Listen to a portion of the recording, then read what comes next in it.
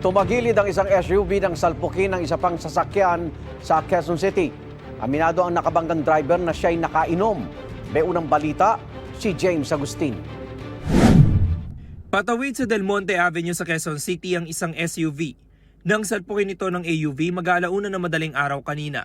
Sa lakas ng impact, tumagilid ang SUV. Isinugod sa ospital ang 74 na taong gulang na lalaking driver ng SUV matapos masugatan. Sa investigasyon ng pulisya, galing ang SUV sa Judge Juan Luna Street.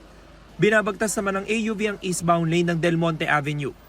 Nawasak ang harapang bahagi ng AUV habang mayupi sa tagiliran ng SUV. Pinagtulungan ng mga otoridad na maitayo ang tumagilid na sasakyan. Nasaksodiyan na ng QCPD Traffic Sector 1 ang 46 na taong gulang na lalaking driver ng AUV. Aminado siyang bahagyang nakainom. Nagpreno naman ako. Sabi ko, akala ko is considering na yun yung main road is medyo maghihina yung akala ko ako yung smooth flowing. Sabi ko, oh shoot. Sir, kayo po ba yung nakainom? Ha? Nakainom po kayo? Konti lang. Patuloy ang investigasyon ng mga otoridad sa aksidente.